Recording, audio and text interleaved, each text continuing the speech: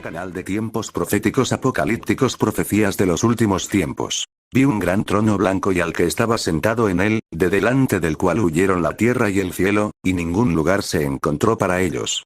Apocalipsis 20. 11. Sermones. Muchas de las visiones de Juan son muy oscuras, y aunque posiblemente se pudiese justificar que el hombre que está seguro de su propia salvación, pase sus días esforzándose en interpretar esas visiones, de una cosa estoy seguro, y es que no sería una tarea beneficiosa para las personas inconversas. Esas personas no tienen tiempo que perder en especulaciones, pues no han sido confirmadas en las certidumbres básicas. Esas personas no necesitan sumergirse en las dificultades, pues aún no han colocado el cimiento de las simplicidades por medio de la fe en Cristo Jesús.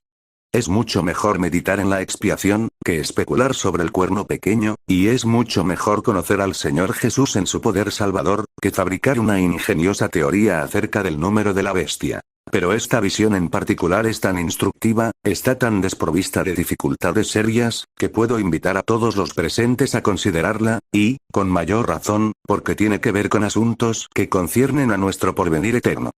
Pudiera ser, si Dios el Espíritu Santo ilumina nuestra fe, para mirar y ver ese gran trono blanco y al que estaba sentado en él, que obtengamos tal bendición de esa visión, que hagamos retumbar los arcos del cielo con una gratitud sempiterna, ya que fuimos traídos a este mundo para ver el gran trono blanco, y al hacerlo, no temeremos verlo en aquel día cuando el juez tome su sitio, y los vivos y los muertos se presenten ante él.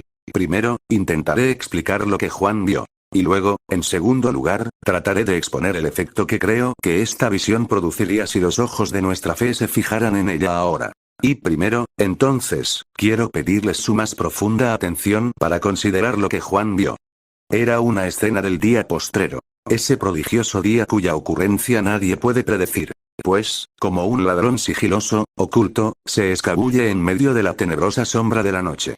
Cuando el vidente de Patmos, de ojo avizor, miró a lo alto, a los cielos, vio un trono, de lo que deduzco que hay un trono de gobierno moral sobre los hijos de los hombres, y que, quien se sienta en él, preside sobre todos los moradores de este mundo. Hay un trono cuyo dominio abarca desde Adán en el paraíso, hasta el postrer hombre, quien quiera que sea. No estamos sin gobernante, sin legislador y sin juez. Este mundo no ha sido entregado para que los hombres hagan en él lo que quieran, sin un legislador, sin un vengador, sin uno que otorgue recompensas o imponga castigos. El pecador, en su ceguera, mira. Pero como no ve el trono, entonces clama: viviré como me dé la gana, pues no hay nadie a quien deba rendir cuentas. Pero Juan, con un ojo iluminado, vio claramente un trono, y a un gobernante personal sentado en él, que estaba allí para exigir de sus súbditos la rendición de cuentas. Cuando nuestra fe mira a través del catalejo de la revelación, mira también el trono. Sería muy bueno que sintiéramos más plenamente la influencia de ese trono omnipresente. Creyente, que Jehová reina es verdad en esta noche, y es verdad en todo momento. Hay un trono sobre el que reina el Rey eterno, inmortal, invisible. El mundo es gobernado por leyes establecidas y mantenidas en vigor por un legislador inteligente. Hay un gobernante moral. Los hombres deben rendir cuentas y se les exigirán cuentas en el último gran día, cuando todos los hombres serán recompensados o castigados. Vi un gran trono blanco. ¿Cómo reviste esto de solemnidad las acciones de los hombres?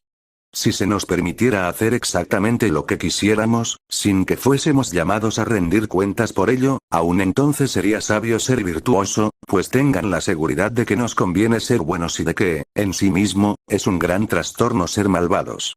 Pero no se nos ha permitido eso. Hay una ley vigente, cuyo quebrantamiento involucra el castigo. Hay un legislador que contempla desde lo alto y atalaya cada acción del hombre, y que no tolera que una sola palabra o hecho queden sin un registro en su libreta de apuntes. Ese gobernante está armado de poder. Pronto vendrá para celebrar su audiencia superior, y cada agente responsable sobre la faz de la tierra, deberá presentarse en su tribunal, según se nos informa, para que cada uno reciba según lo que ha hecho mientras estaba en el cuerpo, sea bueno o sea malo. Entonces, del texto se desprende que hay, en verdad, un gobernante del mundo que es real y personal, un gobernante calificado y eficaz, que no es un simple nombre, un mito, un oficio vacío, sino la persona que se sienta en el trono, que juzga con rectitud, y que celebrará ese juicio en breve. Ahora, hermanos y hermanas, sabemos que este gobernante moral es Dios mismo, que tiene un indisputable derecho de reinar y de gobernar. Algunos tronos no tienen derecho de existir, y rebelarse contra ellos no es sino patriotismo. Pero el que más ama a su pueblo es quien más se deleita en la monarquía del cielo. Sin duda hay dinastías que son tiranías y gobernantes que son déspotas. Pero nadie puede disputar el derecho de Dios a sentarse en el trono, o desear que otra mano sostuviera el cetro. Él creó todo, y ¿no juzgará él todo? Como creador, él tenía el derecho a dictar sus leyes, y, como esas leyes son la verdadera norma de todo lo que es bueno y verdadero, entonces, por eso, él tenía el derecho eterno de gobernar, además del derecho que le pertenecía como creador. Él es el juez de todo, que ha de hacer lo que es justo a partir de una necesidad de su naturaleza.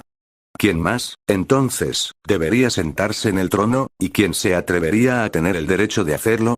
Él puede retar a todas sus criaturas, y decirles: yo soy Jehová, y ninguno más hay. Si él revela el trueno de su poder, sus criaturas deben reconocer en silencio que solo él es Dios. Nadie puede aventurarse a decir que este trono no está cimentado en justicia. Además, hay algunos tronos en los que sus reyes, por justos que sean, carecen de poder, pero este no es el caso del Rey de Reyes. Constantemente vemos pequeños príncipes cuyas coronas son tan inapropiadas para sus cabezas, que son incapaces de mantenerlas sobre sus frentes. Pero nuestro Dios tiene tanto un poder invencible como una justicia infalible. ¿Quién se le enfrentará en la batalla? ¿Acaso la hojarasca desafiaría al fuego o la cera iría a la guerra en contra de la llama? Jehová puede pisotear fácilmente a sus enemigos cuando se disponen para combatir contra él. Toca los montes, y humean. Mira a la tierra, y ella tiembla. Magulla la cabeza de Leviatán en las profundidades del mar. Los vientos son sus carros, y las tempestades son sus mensajeros. Por su mandato existe el día, y por su voluntad la noche cubre la tierra. ¿Quién detendría su mano o le diría: ¿qué haces? Su trono está cimentado en justicia y afirmado en poder.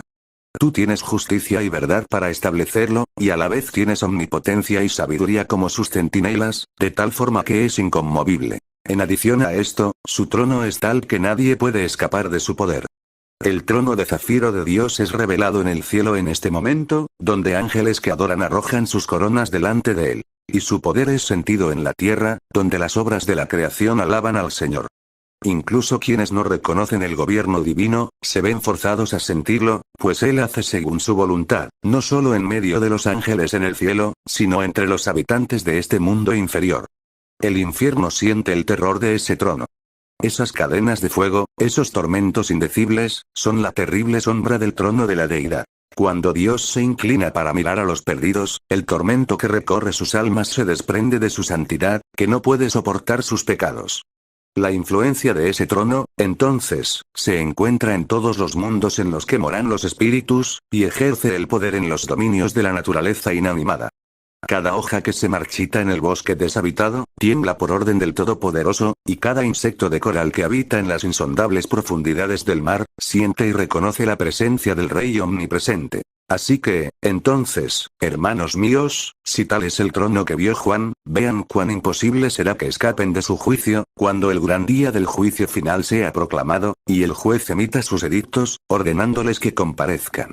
¿A dónde podrían huir los enemigos de Dios?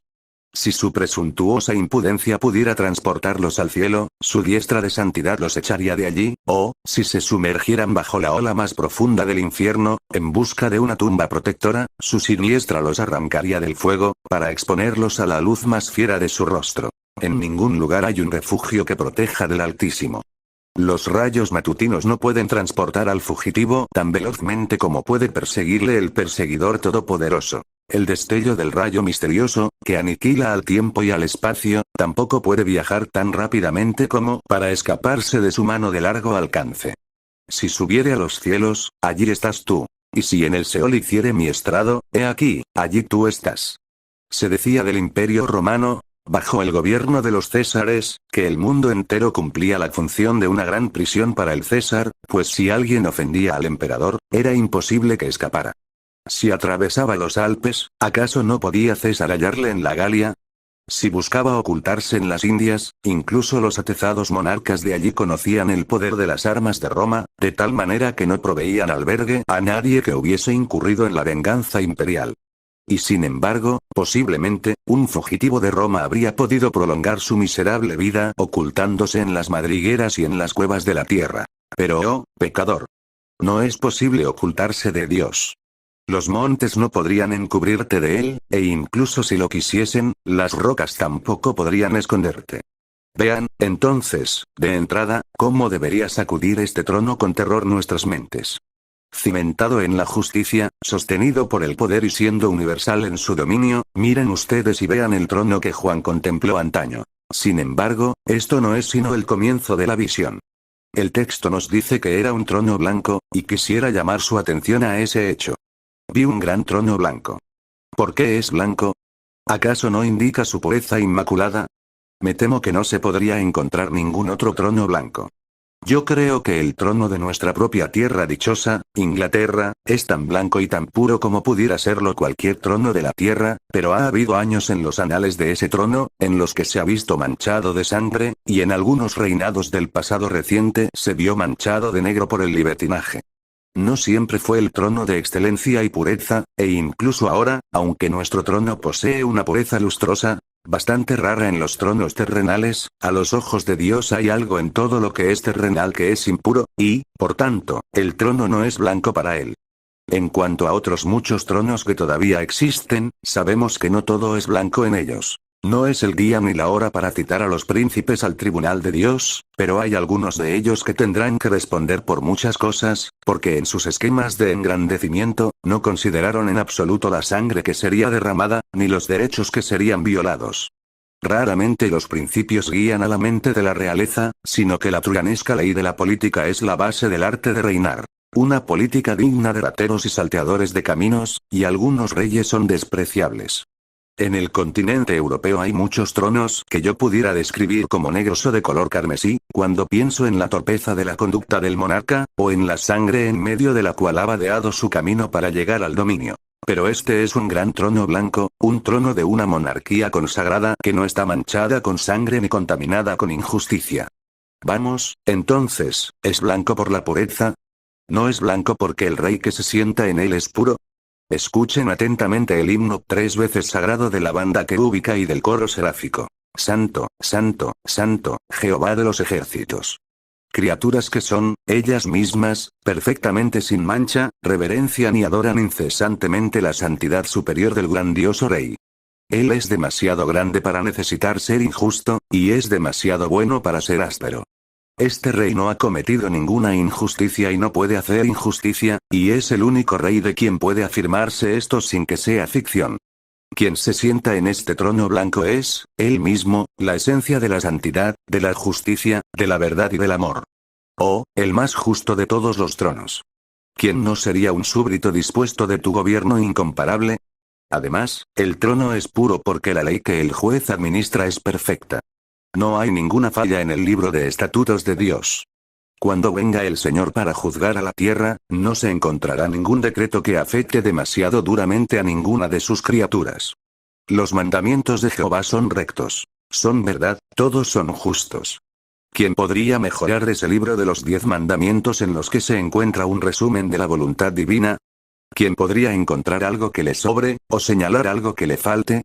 La ley de Jehová es perfecta, que convierte el alma, y qué bueno que sea un trono blanco del que emane una ley así. Pero ustedes saben que a pesar de una buena ley y de un buen legislador, el trono puede cometer errores a veces, y podría mancharse por ignorancia, ya que no por una injusticia premeditada.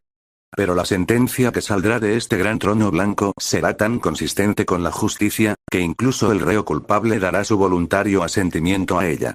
Se dice que se quedaron atónitos. Atónitos porque no podían soportar la sentencia ni impugnarla de alguna manera. Es un trono blanco, puesto que jamás se dictó un veredicto desde él, del que el reo tuviera el derecho de quejarse. Tal vez haya algunas personas aquí que vean esto como un asunto esperanzador, pero para las personas impías será precisamente lo contrario. Oh, pecador. Si tuvieras que ser juzgado delante de un tribunal impuro, tal vez podrías escapar. Si el rey no fuera santo, la impiedad podría, tal vez, quedar sin castigo. Si la ley no fuere perfecta, las ofensas podrían ser condonadas. Y si la sentencia no fuera justa, tú podrías escapar, gracias a la parcialidad. Pero allí donde todo es tan puro y blanco, Pecador indolente, ¿qué será de ti allí? He pensado, también, que tal vez se dice que este trono es un trono blanco para indicar que será eminentemente conspicuo. Habrán notado que un objeto blanco puede ser visto desde una distancia muy grande. Habrán observado, tal vez, en las montañas galesas, una blanca cabaña muy lejos, destacando conspicuamente, pues a los galeses les gusta pintar sus cabañas intensamente blancas, de tal forma que, aunque no las habrías percibido si hubiesen quedado con el color de la piedra, puedes verlas de inmediato, pues las relucientes paredes blanqueadas atraen tu mirada. Yo supongo que un tirador preferiría, para disparar, un objetivo blanco antes que de cualquier otro color. Y este gran trono blanco será tan conspicuo, que todos los millones que estaban muertos, pero que se levantarán al sonido de la trompeta final, todos ellos lo verán, y no será posible que un solo ojo se cierre frente a ese espectáculo. Debemos verlo. Será una visión tan impactante que ninguno de nosotros podría impedir su presencia ante nosotros. Todo ojo le verá. Posiblemente es llamado un trono blanco debido a que representa un convincente contraste con todos los colores de esta vida humana pecaminosa. Allí está la multitud, y allá está el gran trono blanco. ¿Qué podría hacerles ver más plenamente su negrura, que estar allí, contrastando con las perfecciones de la ley, y del juez delante de quien están? Tal vez ese trono, todo reluciente, reflejará el carácter de cada persona. Cuando cada hombre que no hubiere sido perdonado, mire ese trono blanco, su deslumbrante blancura le sobrecogerá y le cubrirá de confusión y de terror al ver su propia inmundicia en contraste con esa blancura. ¡Oh Dios! Dice, ¿cómo podría soportar ser juzgado por alguien como tú? Yo podría enfrentar el tribunal de mis semejantes, pues vería imperfecciones en mis jueces, pero no puedo hacerte frente a ti, el terrible Ser Supremo, pues la pavorosa blancura de tu trono, y el terrible esplendor de tu santidad, me sobrecogen por completo. ¿Quién soy yo, que soy pecador, para atreverme a estar delante de ese gran trono blanco? La siguiente palabra que es usada a manera de adjetivo es grande. Se trata de un gran trono blanco. Casi no necesitan que yo les diga que es llamado un gran trono blanco debido a la grandeza de aquel que se sienta en él. ¿Comentan de la grandeza de Salomón? Él no era sino un príncipe insignificante. Hablan del trono del gran Mogol, o de su majestad celestial de China, o de los tronos de Roma y de Grecia ante quienes multitudes de seres se reunían. No son nada, son meros representantes de asociaciones de las langostas del mundo, que son como nada a los ojos del Señor Jehová. Un trono ocupado por un mortal no es sino una sombra de dominio. Este será un gran trono porque en él se sentará el grandioso Dios de la tierra, y del cielo, y del infierno, el Rey eterno, inmortal, invisible, que juzgará al mundo con justicia, y a su pueblo con equidad. Hermanos, ustedes verán que este será un gran trono blanco cuando recordemos a los delincuentes que serán presentados delante de él. No se trata de un puñado de criminales, sino de millones, muchos pueblos en el Valle de la Decisión. Y no todos ellos pertenecerán a las clases menos relevantes. No solamente se tratará de siervos y esclavos cuyos cuerpos miserables descansaron de sus opresores en la silente tumba, sino que los grandes de la tierra estarán allí. No solamente estará allí el pisoteado siervo de la gleba que trabajó por nada, y a quien le pareció dulce morir, sino que también estará allí su tirano señor que prosperó a costa de sus trabajos sin recompensa. No únicamente estarán las multitudes que marcharon a la batalla a la orden de su comandante, y que cayeron por las balas y las bombas, sino que estarán allí los emperadores y los reyes que planearon el conflicto. Estarán allí cabezas coronadas que entonces no serán mayores que las cabezas sin coronas. Hombres que fueron semidioses entre sus semejantes se mezclarán con sus esclavos, y serán tan enviglecidos como ellos. ¡Cuán maravillosa procesión! ¡Cuán imponente es para el corazón la imaginación de todo eso! ¡Cuán pomposa aparición! Ajá, ustedes, multitudes pisoteadas, el grandioso nivelador los ha puesto ahora a todos ustedes en igualdad de condiciones. La muerte los colocó en una tumba igual, y ahora el juicio los encuentra frente al mismo tribunal, para recibir la sentencia de uno que no teme a ningún rey, y que no se espanta ante ningún tirano, que no hace acepción de personas, sino que dispensa una justicia imparcial a todos. ¿Pueden imaginar el cuadro? Tierra y mar cubiertos de seres vivientes que una vez estuvieron muertos. El infierno está vacío, y el sepulcro ha perdido a sus víctimas. ¿Qué espectáculo será? Jerjes, en su trono, con 1.000.000 de seres desfilando delante de él, debe haber contemplado un grandioso espectáculo, pero, ¿cómo será este? No habrá ondeantes banderas sino las enseñas de la majestad eterna. No habrá lúcidos cortesanos, sino ángeles congregados. No habrá sonido de tambores ni el rugir de culebrinas, sino el toque de la trompeta del arcángel y el tañer de las arpas de millones de santos.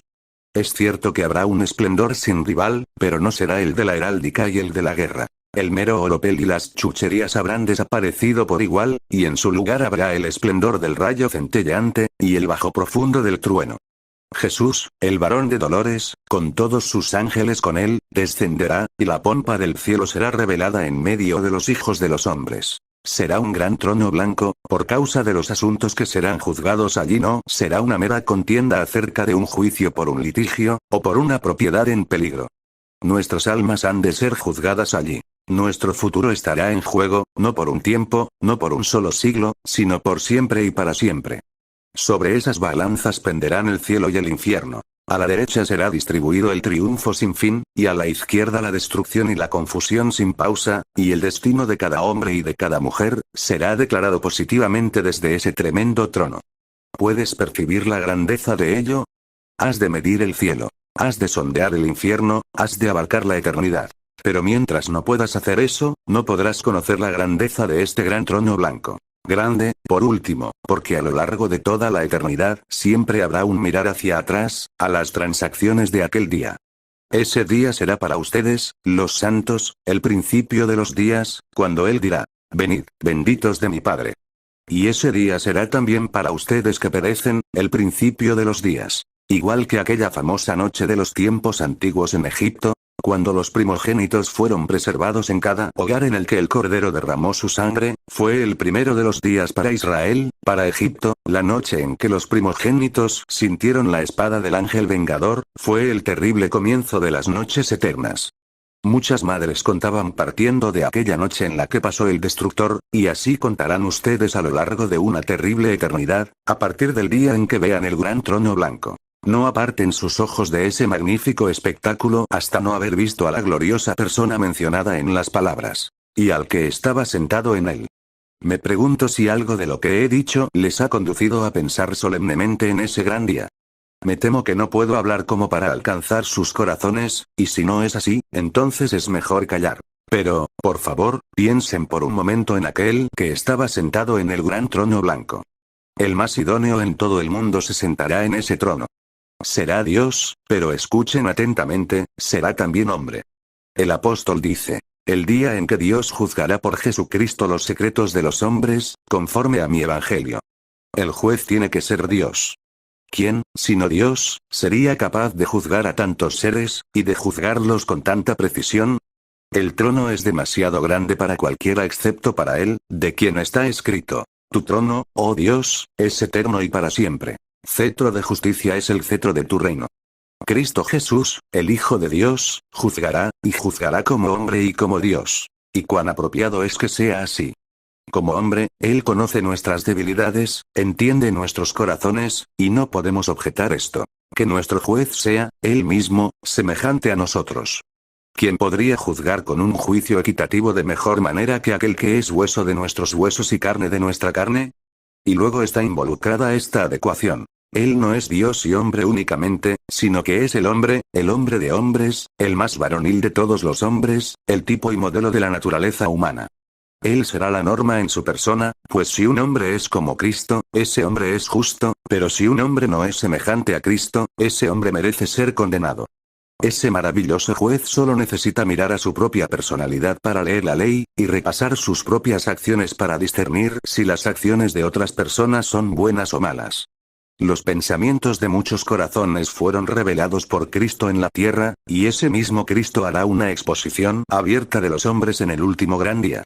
Él los juzgará, discernirá sus espíritus, descubrirá las junturas y el tuétano de su ser. Pondrá al desnudo los pensamientos y las intenciones del corazón. Incluso tú, creyente, pasarás la prueba delante de él. No permitas que nadie te engañe con la ilusión de que no serás juzgado. Las ovejas se presentaron delante del gran pastor separador, al igual que los cabritos. Aquellos que usaron sus talentos fueron llamados a rendir cuentas al igual que el que enterró su moneda, y los propios discípulos fueron advertidos de que sus palabras ociosas serían llevadas a juicio. Tampoco deben temer el juicio público. La inocencia corteja a la luz. Ustedes no son salvados permitiéndoseles que entren de contrabando al cielo, sin ser probados y comprobados, sino que en la justicia de Jesús pasarán la solemne prueba con gozo. Pudiera ser que no suceda que los justos sean juzgados conjuntamente con los impíos, no debatiré en cuanto a los detalles, pero tengo muy claro que serán juzgados, y que la sangre y la justicia de Jesús son provistos por esta misma razón, para que encuentren misericordia en aquel día. Oh, pecador. Sucederá totalmente lo contrario contigo, pues tu ruina está segura cuando llegue el tiempo de la prueba. No se requerirá de testigos para declararte culpable, pues el juez lo sabe todo. El Cristo, al que despreciaste, te juzgará. El Salvador, cuya misericordia pisoteaste, en la fuente de cuya sangre no quisiste lavarte, el despreciado y desechado entre los hombres, es Él quien dictará la justa sentencia contra ti, ¿y qué dirás sino esto? Y también a aquellos mis enemigos que no querían que yo reinase sobre ellos, traedlos acá, y decapitadlos delante de mí. Y necesito unos cuantos minutos, y me quedan demasiado pocos, para extraer las inferencias que fluyen de una visión como esta, y dar así una aplicación a la lección de la visión. Creyente en Cristo, una palabra a tu oído. ¿Puedes ver el gran trono blanco y al que está sentado en él? Me parece verle ahora. Entonces, permítanme probarme a mí mismo. Independientemente de la profesión que hiciere, tendré que comparecer ante el gran trono blanco. He pasado la revisión de los ancianos. He sido aprobado por el pastor. Permanezco siendo aceptado por la iglesia. Pero ese gran trono blanco no ha sido bien librado todavía. He portado un carácter de buena reputación entre mis congéneres cristianos. Se me ha solicitado que ore en público, y mis oraciones han sido muy admiradas, pero todavía no he sido pesado en las últimas balanzas, ¿y qué pasaría si fuese encontrado falto? Hermano cristiano, ¿qué hay con tus oraciones privadas?